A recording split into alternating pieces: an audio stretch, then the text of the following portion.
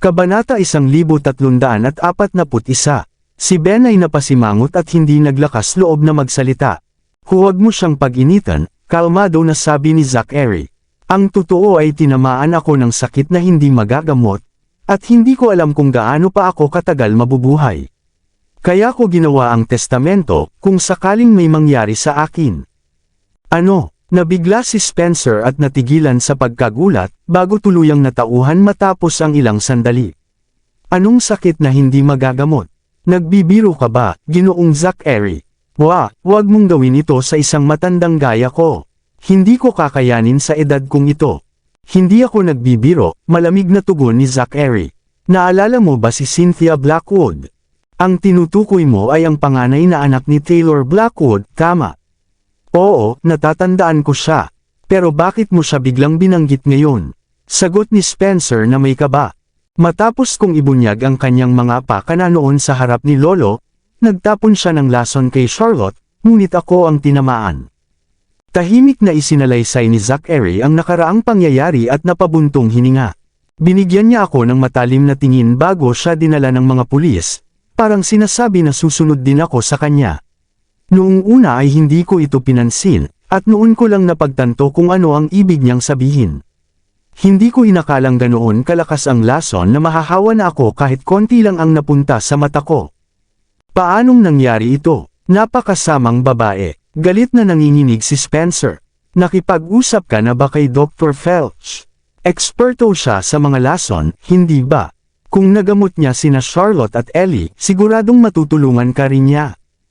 Huli na, putol ni Zachary. Pumanaw na si Dr. Felch. Napatigil si Spencer sa pagkabigla. Wala na siya. Kailan nangyari iyon?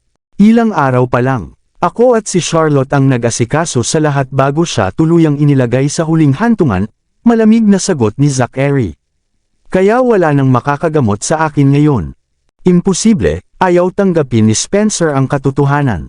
Hindi, dapat may ibang paraan. May isang lalaking nagngangalang Francesco, dating alagad ni Dr. Felch.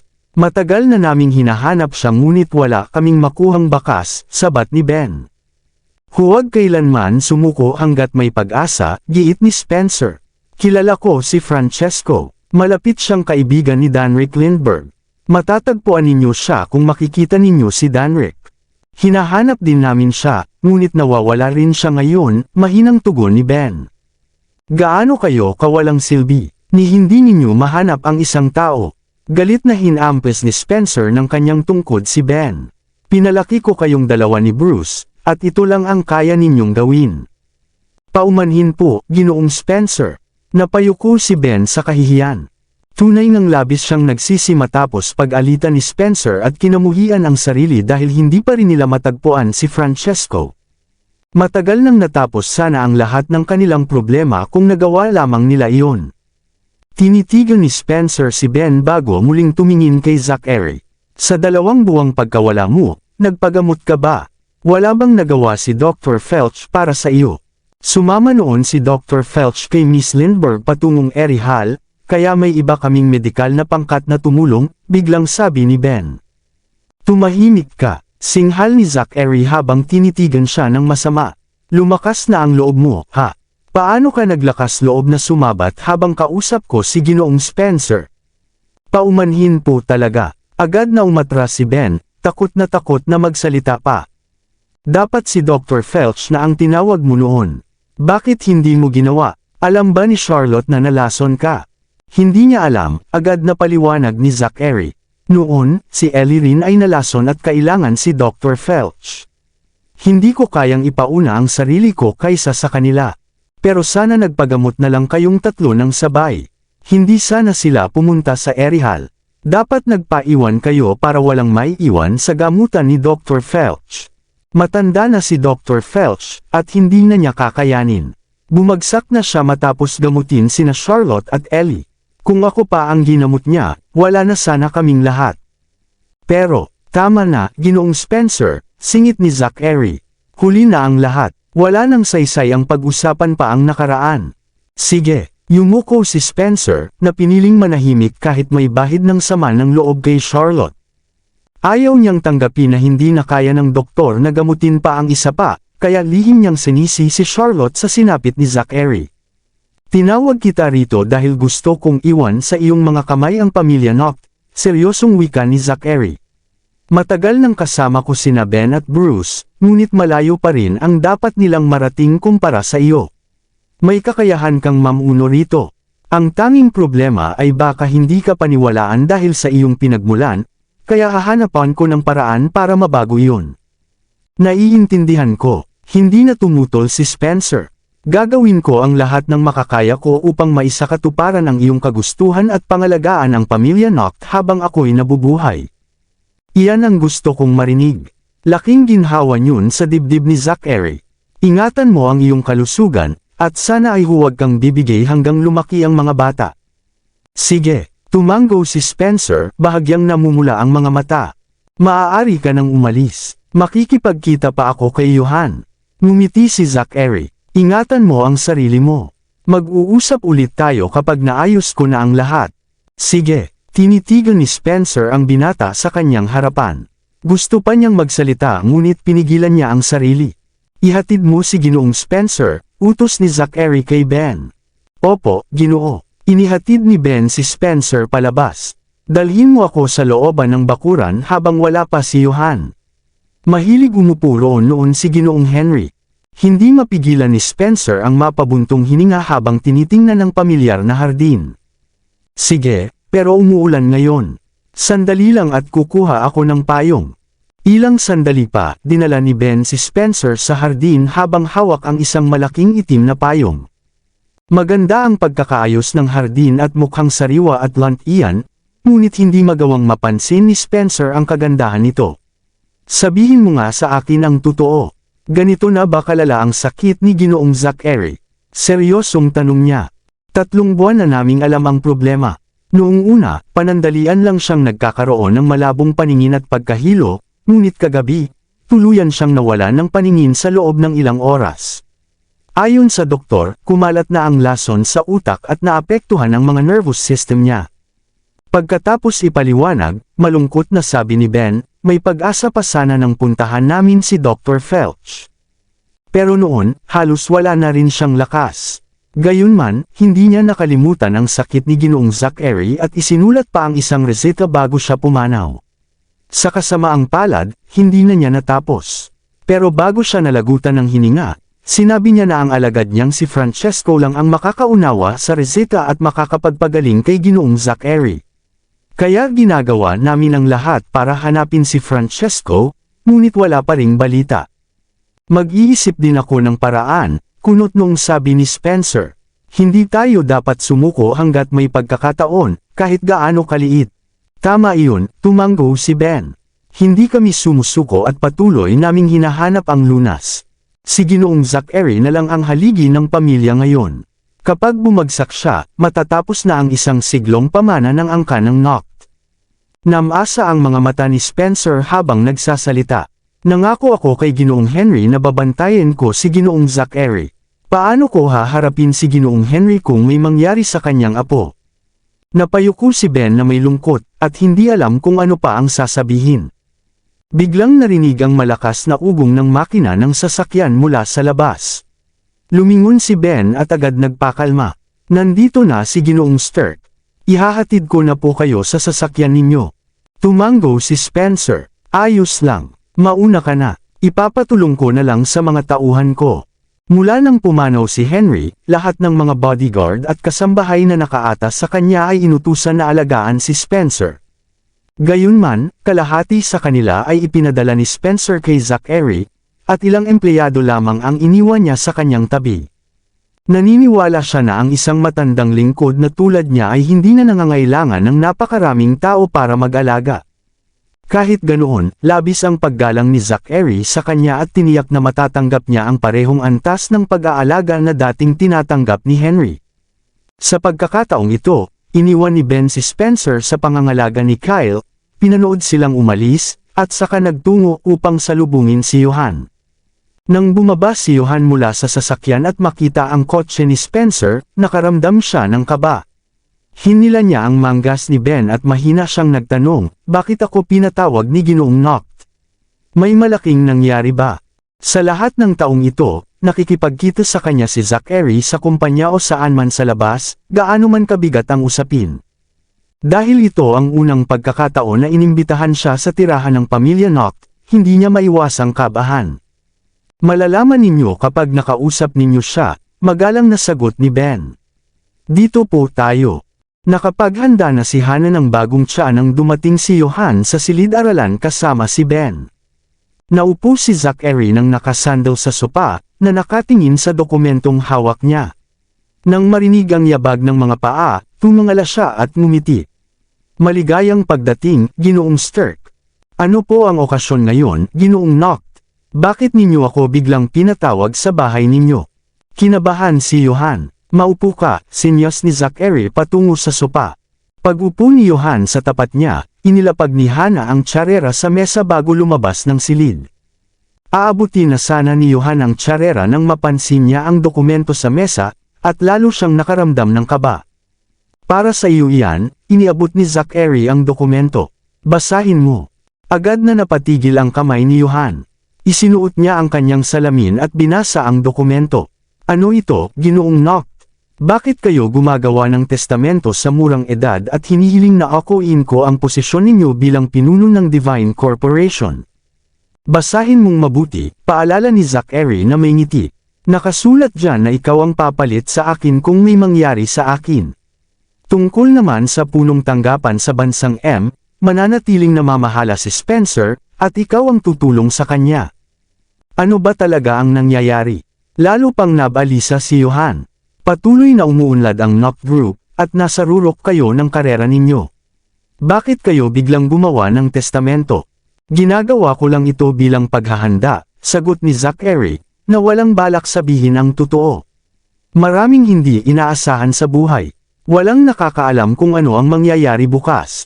Pero, basahin mo ng mabuti ang dokumento at sabihin mo sa akin ang palagay mo, putol ni Zachary. Kung may pagtutol ka, ipapaayos ko sa abogado. Kung tatanggapin mo ang mga termino, tapos na ang usapan. Ako, balot ng takot, hindi mapakali si Johan. Malinaw sa kanya na may nangyari kay Zachary, ngunit alam din niyang walang saysay ang magtanong. Kung nais nitong magsabi ng totoo, matagal na sana niyang ginawa. Iba siya kay Spencer. Lumaki si Spencer sa pamilya Noct at malapit kay Zachary kahit isa lamang siyang lingkod. Samantalang propesyonal lamang ang ugnayan ni Johan kay Zachary. Kaya alam ni Johan na may mga bagay na maaaring malaman ni Spencer ngunit hindi siya. Sige, babasahin ko ito. Isinantibi niya ang mga pagdududa at sinuri ng mabuti ang dokumento. Habang ginagawa niya iyon, may pumasok na tauhan na kasama ang abogado. Binati nito sina Johan at Zachary at isinulat ang anumang nais baguhin ni Johan sa testamento. Uminom ng tsaa si Zachary at mati-ayos ang naghintay. Makalipas ang ilang sandali, seryosong nagsalita si Johan. Nabasa ko na ang lahat. Wala akong problema sa mga nakasaad dito, ngunit parang sobra naman ang pabor sa akin. 10 taon pa lang ako rito, pero balak ninyong ibigay sa akin ang 10% ng mga bahagi ng kumpanya. Hindi na kailangan iyon. Gagawin ko ang lahat upang pangalagaan ang Divine Corporation kahit wala ang mga bahaging ito. Kumuha si Johan ng ballpen at binura ang probisyon tungkol sa pagtanggap niya ng mga bahagi. Pakitanggal ang bahaging ito, kung hindi ay hindi ko tatanggapin ang inyong mga termino. Hindi madaling pangalagaan ang Divine Corporation, seryosong tugon ni Zachary. Maayos ang takbo ng kumpanya habang narito pa ako, kaya madali para sa iyo ang pumalit. Ngunit magkakabisa lamang ito kapag wala na ako, at iyon din ang panahong magkakagulo ang Noct Group. Haharap ka sa malalaking hamon, at maaaring malagay sa panganib ang buhay mo. Kaya hindi malaking bagay ang 10% ng mga bahagi. Ngunit ang pagbibigay ba ninyo sa akin ng mga bahaging ito ay magpapagaan sa mga hamong haharapin ko? Tanong ni Johan. Anuman ang mangyari ay mangyayari pa rin, at walang halaga ng bahagi ang makakapagbago niyan. Kasal na ang 2 kong anak na babae at naninirahan sa ibang bansa. Maayos ang kalagayan nila at hindi na nila kailangan ang pera ko, kaya hindi ko rin alam ang gagawin ko sa mga bahagi. Sa halip, mas marami pang tao ang tututok sa akin dahil dito, at lalo pang malalagay sa panganib ang buhay ko. Hayaan ninyong mabuhay pa ng ilang taon ang isang matandang tulad ko. Bahagyang nag-alinlangan si Zachary matapos marinig iyon. Wala siyang mahanap na paraan upang ipilit pa ang pagbibigay ng mga bahagi, sa paraan ng pagtanggi ni Johan. Sa paglipas ng mga taon, dinaanan ng Divine Corporation ang samut-saring pagsubok. May mga taong nanatili, may mga umalis, ngunit si Johan ay hindi kailanman lumisan. Kahit madalas silang magtalo, palagi siyang nariyan kapag kailangan. Salamat. Iyon lamang ang nasabi ni Zachary upang ipahayag ang kanyang pasasalamat. Hindi, ako ang dapat magpasalamat sa inyo sa malaking ambag ninyo sa makabagong teknolohiya, sabi ni Johan. Ang mga karaniwang tao tulad ko ay walang kakayahang ipalaganap ang teknolohiya sa pamamagitan ng negosyo, ngunit ginamit ninyo ang sarili ninyong kakayahan at lakas ng merkado upang bigyan ng pagkakataon ang isang matandang tulad ko na makapag-ambag. Pinagsamang pagsisikap natin ito, ngumiti si Zachary. Kung ayaw mo ng mga bahagi, sabihin mo kung ano ang gusto mo. Gagawin ko ang lahat ng makakaya ko upang matupad iyon. Wala pa akong gusto sa ngayon, ngunit hindi ako magdadalawang isip kapag may naisip na ako, tumayo si Johan. Kung ganoon, aalis na ako. May bago kaming produktong susubukan at kailangan kong nandoon. Sige, tumanggo si Zachary at lumingon kay Ben. Ihatid mo si Ginoong Stark. Opo, Ginoo. Dito po kayo, Ginoong Stark. Habang papalapit si Johan sa pinto, bigla niyang naalala ang isang bagay at lumingon kay Zachary. Siya nga pala, Ginoong Noct, nais kong makausap si Robbie ng pribado kung ayos lang sa inyo. Sa tingin ko ay napakatalino niya at nais kong pag-usapan ang ilang bagay tungkol sa teknolohiya. Nandito siya sa bahay ngayon. Ikaw na ang bahala, Ben. Masayang-masaya si Zachary na pahintulutan ang pagkikita nila. Ang personal na paggabay ni Johan sa bata ay purong kabutihan lamang. Opo, Ginoo. Agad na inihatid ni Ben si Johan kay Robbie. Samantala, ipinakita ng abogado na si Rodney Williams kay Zachary ang na-update na elektronikong bersyon ng testamento. Pakitingnan po, Ginoong Noct. May iba pa po bang kailangang baguhin? Sinulyapan ni Zachary ang screen. Iwan na muna natin iyan. Isa pa, gusto kong gumawa ka ng karagdagang kasunduan na walang ibang makakaalam maliban sa iyo at sa akin. Nauunawaan ko. Ito ang nilalaman ng kasunduan. Kapag ako ay pumanaw, lahat ng aking ari-arian ay hahatiin ng pantay kina Charlotte Lindbergh at sa aking 3 anak. Isinulat ni Rodney ang lahat ng sinabi ni Zachary. Samantala, abala si Robbie sa paggawa ng kanyang pinakabagong imbensyon nang dumating si Johan. Agad na tumayo ang bata upang batiin siya, at nagsimula silang mag-usap. Habang binabantayan ni Hannah ang bata, bumaba si Ben upang bumalik kay Zachary. Biglang may tauhan na tumakbo na papalapit sa kanya. Ben, may isang taong nagngangalang Miss Gold na dumating at nais makipagkita kay Ginoong Noct. Maraming salamat sa lahat ng sumusubaybay. Please subscribe and follow my YouTube and Facebook channel, Filipino Novel. Maraming salamat po. Kabanata 1345. Sandaling natigilan si Ben. Nancy Gold. Oo, iyon ang pangalan niya. Matagal nang nananatili sa villa ang tauhan, kaya hindi niya kilala si Nancy. Sandali lang, kakausapin ko si Ginoong Noct. Sige. Mabilis na nagtungo si Ben sa silid-aralan ni Zachary. Noon ay katatapos lamang ni Rodney sa paggawa ng bagong karagdagang kasunduan at ipinapabasa ito kay Zachary. Ginoong Noct, nandito po si Miss Gold, ulat ni Ben. Naghihintay po siya sa labas sa looban. Paano niya nalaman ang lugar na ito? Napangiwi si Zachary. Hindi ko rin po alam, alanganin na sagot ni Ben. Pero sa tingin ko, hindi naman lihim ang tirahan ninyo sa mga tao sa mundo ng negosyo. Kung magsisikap sila, mahahanap nila kayo. Nanahimik si Zachary ng ilang segundo bago nagsalita. Paupuin mo siya sa hardin. Susunod ako roon. Opo, Ginoo. Agad na sinunod ni Ben ang utos. Matapos suriin ang kasunduan at magbilin pa ng ilang salita kay Rodney, nagpalit ng damit si Zachary at nagtungo sa kainan sa hardin. Nakaupo si Nancy ng maayos sa silya, na nakayuko ang mga mata na para bang may malalim na iniisip. Miss Gold, bati ni Zachary habang papalapit. Agad namang tumayo ang babae. Ginoong Noct, Paumanhin po sa abalang idinulot ko. Paano mo nalaman kung saan ako nakatira? Tanong niya na may ngiti. Nalaman ko lang po sa iba, sagot ni Nancy na bahagyang nahihiya. Pasensya na po, alam kong hindi tama, pero ako. Hindi na niya natapos ang sasabihin at kinagat na lamang ang kanyang labi sa hiya. Nauunawaan ni Zachary ang ibig niyang sabihin.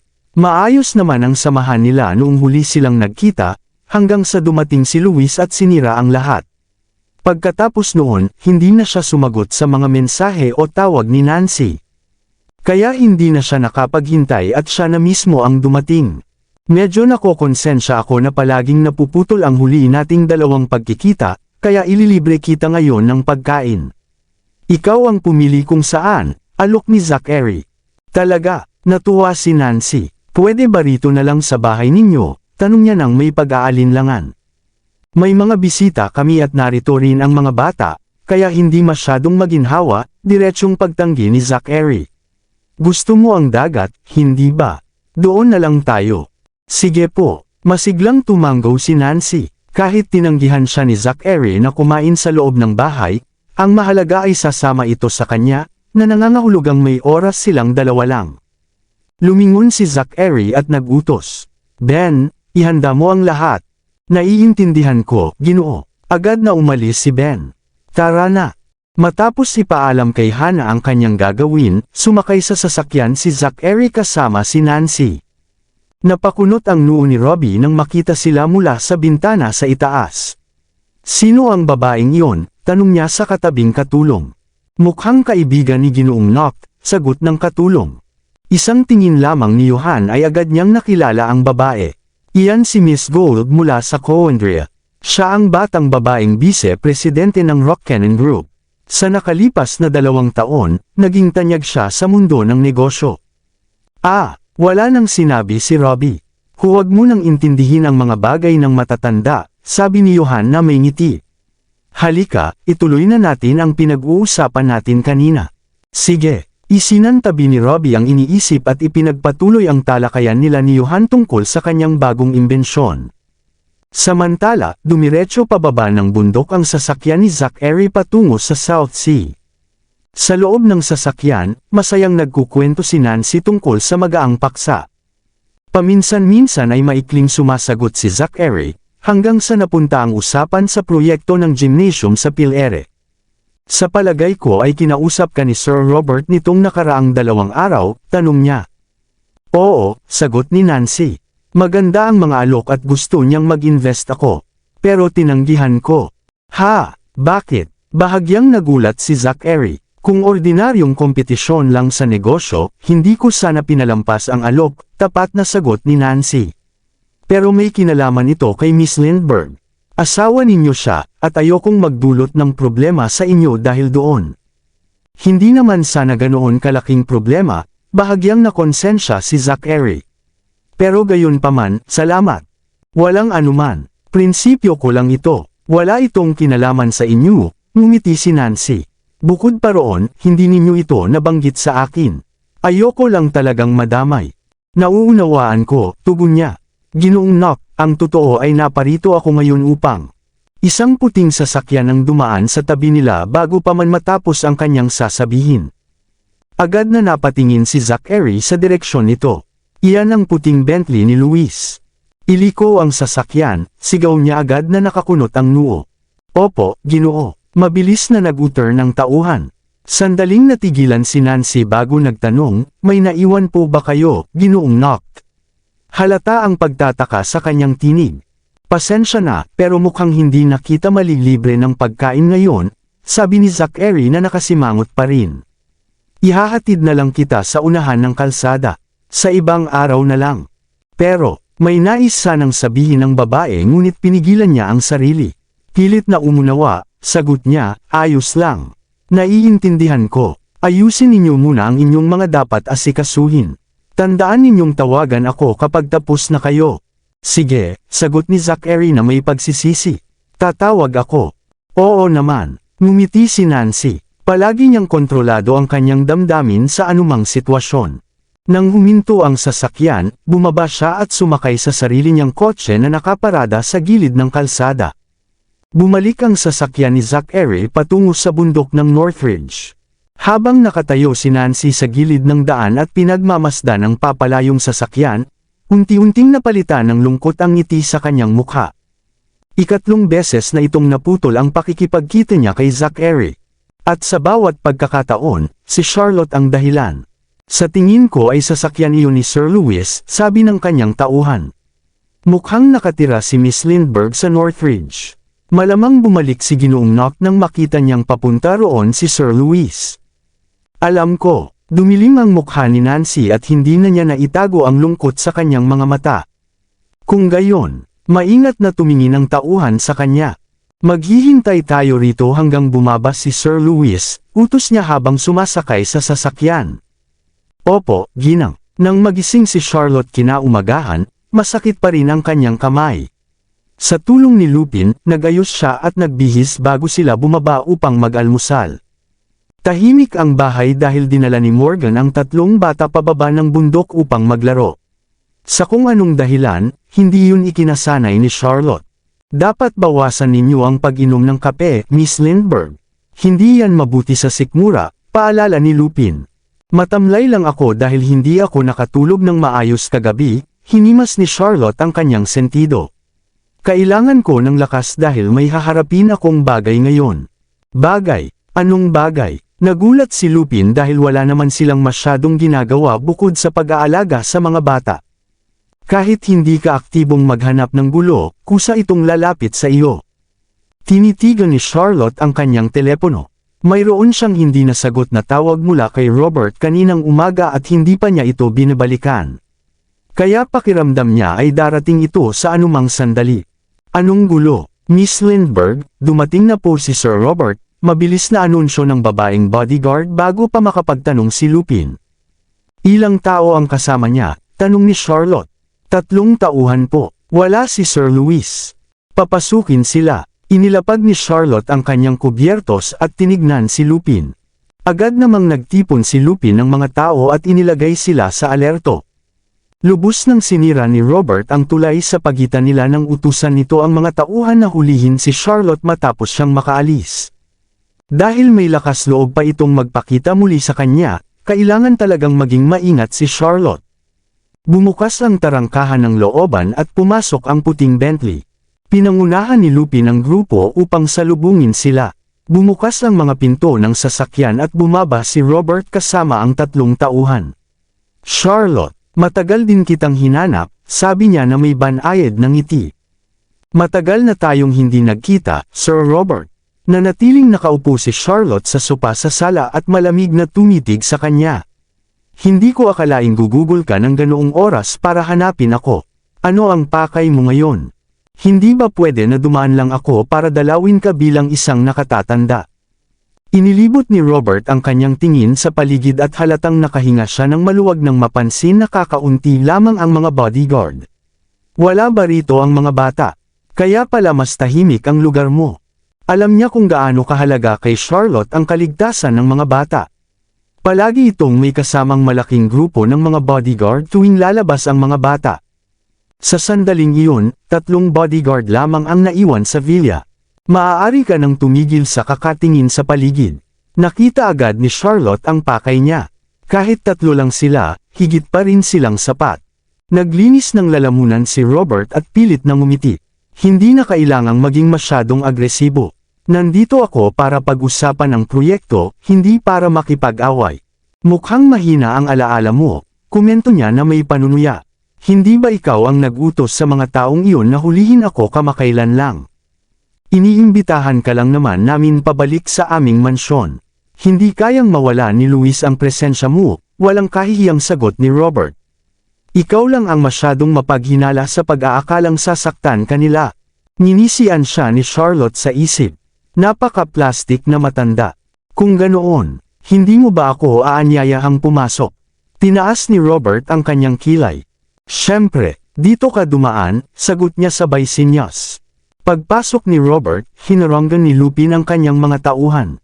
Akmang papasok ng sapilitan ng mga mayayabang na lalaki ng sinyasan sila ni Robert.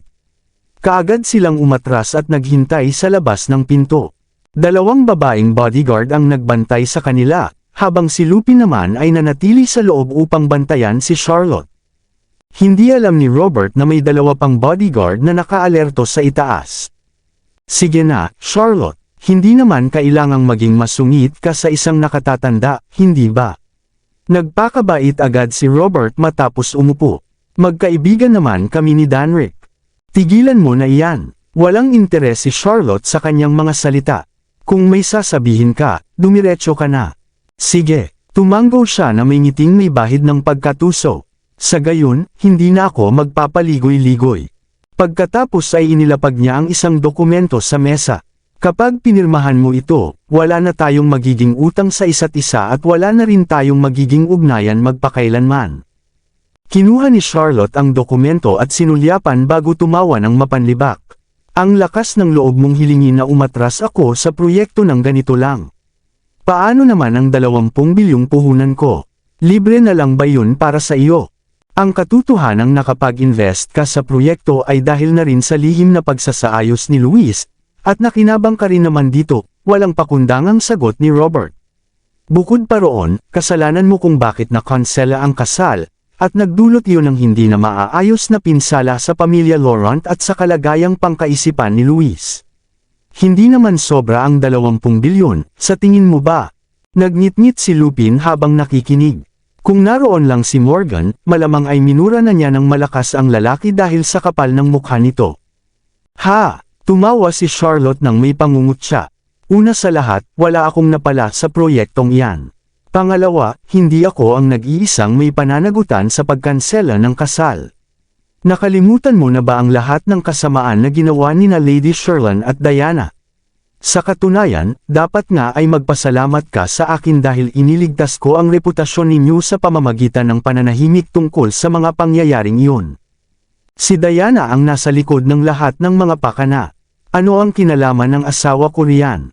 Mariing itinanggi ni Robert ang pagkakasangkot ni Sherlyn. At ano ang ibig mong sabihin dyan? Tinatakot mo ba ako? Umaasa sana akong maghihiwalay tayo ng maayos, pero ikaw ang may masamang balak. Huwag mo akong sisihin kung tretuhin din kita sa parehong paraan. Tinaasa ni Charlotte ang kanyang kilay at sumagot. Kung gusto mo akong umatras sa proyekto, sige, gagawin ko. Pero ibalik mo muna ang puhunan ko. Kung hindi, umalis ka na.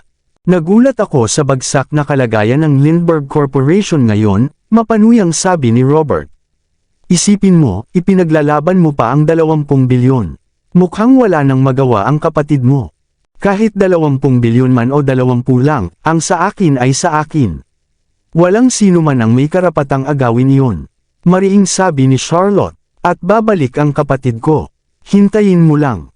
Nang marinig iyon, bahagyang nanigas si Robert. May bago bang balita tungkol kay Danrick? Hindi maaari. Pabagsak na ang mga Lindbergh. May chismis pa nga na namatay siya sa isang pagsabog habang nasa dagat, kaya imposibleng bumalik pa siya. Sa pag-iisip niyon, nagpatuloy siya sa pagbabante kay Charlotte. Pag-uusapan natin yan kapag talagang bumalik siya. Pero sa ngayon, mas mabuti pang pirmahan mo na ang kontratang ito, kung hindi ay. Kung hindi ay ano? Matapang na tanong ng babae habang nakataas ang kilay. Nag-iisa ka na ngayon. Magagawa ko ang kahit ano sa iyo, at hindi ko na kailangang ako mismo ang gumawa. Ninisian siya ni Robert. Sa tingin mo ba kayang protektahan ka ng ilang babaeng bodyguard? Ikaw, hindi nila kaya, pero kaya ko. Biglang may malamig at marangal na tinig na nagmula sa labas. Natigilan si Robert bago dahan daw ang lumingon, at nakita niyang pumasok si Zachary na may nagyayelong ekspresyon sa mukha. Zachary, biglang namutla ang matanda, matapos ang hindi magandang paghihiwalay niya sa Divine Corporation, na sinubukan niyang hanapin ang ibang mga shareholder, ngunit walang sinuman ang nang-ahas kumilos ng walang pahintulot ni Zachary. Dahil doon, napilitan siyang pilitin si Charlotte. Inakala ni Robert na susuko si Charlotte at ibibigay ang puhunan para maprotektahan ang sarili, ngunit hindi niya inaasahan na magiging ganito ito katatag. Nang akma na niyang pahihirapan pa lalo ang babae, dumating si Zachary. Ano ang ginagawa mo rito? Hindi rin inaasahan ni Charlotte ang pagdating ni Zachary. Nag-ulo ang kanyang isip nang marinig niya kaninang umaga na papunta si Nancy sa Southridge. Napakatalino at aktibo ni Nancy kaya inakala niyang mahuhulog din si Zachary rito kalaunan. Ngunit heto siya ngayon. Pababa na sana ako ng bundok nang makita ko ang sasakyan ni Sir Robert, kaya napagpasyahan kong sumali. Umupo si Zachary sa tabi ni Charlotte na kinuha ang dokumento at napangisi matapos itong silipin. Aling abogado ang kinuha mo para gumawa ng ganitong kahindik-hindik na kontrata, Sir Robert? Kumilos ka nang walang pahintulot ko. Labag yan sa mga patakaran. Pag-usapan natin ito ng pribado, Zachary. Malalim ang kunot ng noo ni Robert. Hindi ba ginawa na natin iyan kahapon? Hindi mo ba natatandaan ang sinabi ko? Mukhang hindi mo pa rin naiintindihan. Ipinahiwatig ni Zachary na si Charlotte ay isang taong kahit siya ay hindi mangangahas banggain, kaya umaasa siyang magiging mas maingat si Robert. Ngunit kabaligtaran ang ginawa nito at binyantaan pa si Charlotte. Dahil dito, kumulo ang dugo ni Zachary. Ako, sapat na. Ayokong makinig pa sa iyo. Binigyan kita ng pagkakataon na ayusin ito sa sarili mo, pero malinaw na wala kang respeto sa opinyon ko. Sa ganitong kaso, ako na ang aayos nito para sa iyo. Zachary, ano ang sinasabi mo? Naguguluhang tanong ni Robert. Ano ang balak mong gawin? Tatawagan ko ang lahat ng iba pang shareholder at magpupulong kami makalipas ang 3 araw. Doon mo makukuha ang sagot. Inihagis ni Zachary ang dokumento sa kanya. Pero sa ngayon, kunin mo yan at umalis ka na. Zachary, ihatid ninyo siya palabas. Hindi na siya binigyan pa ni Zachary ng pagkakataong magsalita. Opo, Ginoo. Agad na lumapit sina Lupin at Ben at pumwesto sa magkabilang panig ni Robert. Dito po kayo, Sir Robert. Namula sa galit si Robert ngunit hindi siya nang ahas gumawa ng anuman. Hawak ang kontrata, nag-aatubili siyang umalis kasama ang kanyang mga tauhan. Nang tuluyang makaalis ang sasakyan ni Robert sa looban, saka lamang tumingin muli si Charlotte kay Zachary. Salamat, sabi niya na may lalim ng damdamin sa kanyang mga mata. Ipaubaya mo ito sa akin. Sinulyapan siya ni Zachary bago lumingon kay Ben. Magpadala ka ng mga tao rito para magbantay. Walang sino mang tagalabas ang lalapit ng walang pahintulot ko. Opo, Ginoo. Agad na sinunod ni Ben ang utos. Ano ang ginagawa mo? Gulat na tanong ni Charlotte. Hindi mo ba naiintindihan? Napangiwi si Zachary. Ginawa niya yun dahil inakala niyang wala kang masasandalan. Pero kapag narito ang mga tauhan ko, wala nang mangangahas na mang-api sa iyo muli. Sa kabila ng galit sa kanyang tono, may bigat ng pananagutan at pangako ang mga salita ni Zachary. Muling nagpasalamat si Charlotte at pagkatapos ay nawalan ng masabi. Bakit ka napakawalang silbi? Sinamaan siya ng tingin ni Zachary. Hindi ba palagi kang nag-aastang malupit kapag kasama mo ako? Bakit naging duwag ka sa harap niya? Nabigla siya sa sunod-sunod na tanong. Kailan ako naging duwag? Sinagot ko siya. Sumagot. Dapat nga itinapon mo ang kontratang iyon sa mukha niya. Inis na inis si Zachary. Hindi mo ba nakita kung paano kanya minamaliit? Magkaroon ka naman ng lakas ng loob. Natahimik si Charlotte. Sa sarili mong pamilya ka lang matapang, pero duwag ka kapag sa mga tagalabas. Padabog niyang sabi bago tumalikod at umalis. Nakatitig si Charlotte sa kanyang likuran, hindi makasagot. Sa sarili kong pamilya pa ba kami? Nang pumasok sa isip niya yun, isang kakaibang damdamin ang umapaw sa kanyang puso. Pagkasakay sa sasakyan, inutusan ni Zachary si Ben. Tipunin mo ang lahat ng shareholder ng gymnasium project at ipatawag mo sila makalipas ang 3 araw. Opo, Ginoo. Agad na sinunod ni Ben. Kasabay nito, walang tigil ang pagtunog ng telepono ni Zachary. Nang makita niyang si Robert ang tumatawag, tinanggihan niya ang tawag at agad na binlock ang numero. Nakontak ko na ang lahat ng shareholder, sabi ni Ben matapos ibaba ang telepono. Ano po ang balak ninyo, Mr. Noct? Samobra na si Robert. Alam niya kung sino si Charlotte sa akin, pero nagawa pa rin niyang apihin siya. Nagngit-ngit si Zachary. Panahon na para maturuan ko siya ng leksyon. Naiintindihan ko. Alam ni Ben kung gaano ka-protektibo si Zachary kay Charlotte. Anuman ang mangyari sa relasyon nila, hinding-hindi niya hahayaang apihin ng iba si Charlotte. Bukod pa roon, mas lalo pang nagalit si Zachary dahil sinuwi ni Robert ang kanyang babala at dumiretso pa rin kay Charlotte. Noon sana ay pipigilan ni Ben ang kanyang amo, ngunit ngayon ay hindi na niya balak gawin iyon dahil sa kalagayan ni Zachary. Gawin niya ang gusto niya. Wala nang ibang mahalaga basta masaya siya. Maaga pa, gusto po ba ninyong makita si Miss Gold? Maingat na tanong ni Ben. Nag-isip sandali si Zachary bago sumagot ng malamig. Hindi ngayon. Sige po, kinuha ni Ben ang kanyang telepono. Sasagutin ko na lang ang mensahe niya. Nagtatanong siya tungkol sa inyo. Sabihin mo na lang na magkikita kami sa ibang araw. Opo, Ginoo. Sa gitna ng bundok, naghihintay pa rin si Nancy sa loob ng sasakyan. Dahil dadaan si Zachary sa rutang iyon matapos tapusin ang kanyang mga gawain, umaasa siyang muli niya itong makikita. Ngunit matapos ang matagal na paghihintay, tanging mensahe lang ni Ben ang natanggap niya na nagsasabing hindi bababa ng bundok si Zachary sa araw na iyon. Dahil dito, hindi sila magkikita. Lubos na nadismaya si Nancy. Sa tuwing makikita niya si Zachary, umaasa siya, ngunit paulit-ulit ding nasisira ang kanyang mga plano.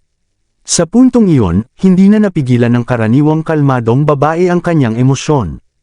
Panahon na para kumilos ako. Narito na po sila, Miss Gold, mahinang ulat ng kanyang tauhan. Itinaas ni Nancy ang kanyang tingin at nakita ang puting Bentley na bumababa ng bundok. Sasakyan iyon ng pamilyang Laurent. Gaya ng inaasahan, huminto ang marangyang sasakyan nang makita ng sakay nito si Nancy. Bumaba si Robert kasama ang kanyang mga tauhan at lumapit sa kanya. Miss Gold, ano ang nagdala sa iyo rito? Magalang niyang tanong.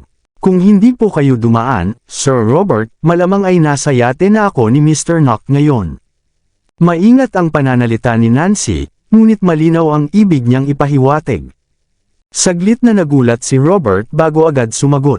Mukhang hindi ko sinasadyang masira ang inyong tagpuan ni Mr. Knock. Lubos akong humihingi ng paumanhin. Dumating po ba kayo para kay Miss Lindbergh? Nakangiting tanong ni Nancy. Tama, diretso ang sagot ng lalaki. Gusto kong umatras siya sa gymnasium project pero tumanggi siya. Nadagdagan pa ng pakikialam ni Mr. Knock kaya medyo nahihirapan ako ngayon. Kabanata 1350. Iminumungkahi kong itigil na ninyo ang panggugulo kay Miss Lindbergh, diretsyong sabi ni Nancy. Kahit naghiwalay na sila ni Mr. Knock, magkaibigan pa rin sila. Kapag may nang-api sa kanya, tiyak na makikialam siya. Nakakatawa iyon. Nagtaka si Robert, masalimuot ang relasyon ni Mr. Knock kay Charlotte. Bukod pa riyan, ikaw na ang kasama niya, kaya bakit paprotektahan pa rin niya si Charlotte? Kailangan ninyo pong itanong iyan kay Mr. Knock. Gusto ko rin malaman ang sagot. Ngumiti siya. Paalala lang ito para hindi kayo mapahamak. Hindi ninyo kayang banggain si Mr. Knock. May maipapayo ka ba? Masinsin ang titig niya kay Nancy. Kung hindi ako nagkakamali, may naging problema na kayo ni Mr. Knock kanina, makahulugang sabi ni Nancy. Base sa pagiging kalmado ninyo, ibig sabihin ay hindi pa niya kayo tinatakot.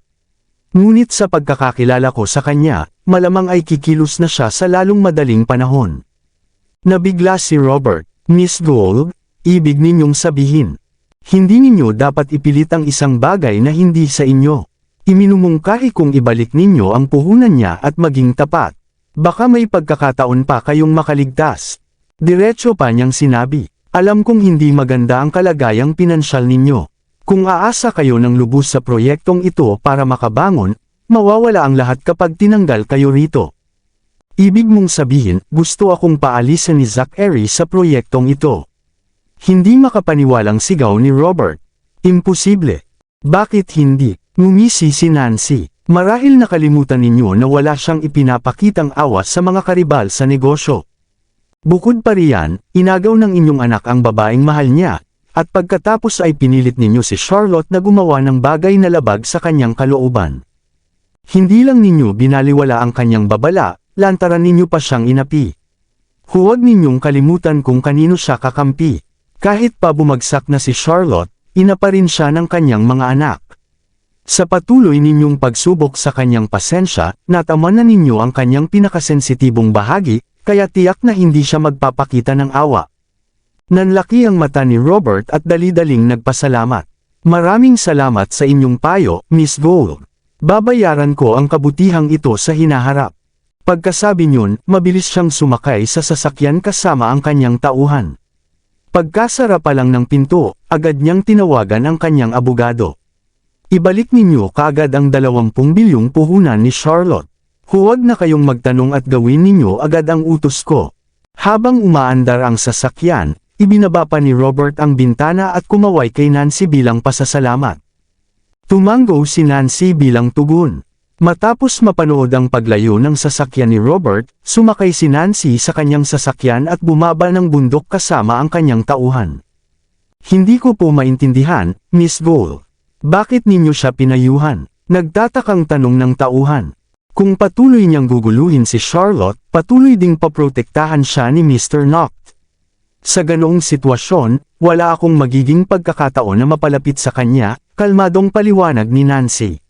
Pinayuhan ko siya dahil gusto kong umalis na siya sa F-Nation kasama ang kanyang anak at tumigil na sa pakikialam sa mga gawain ko.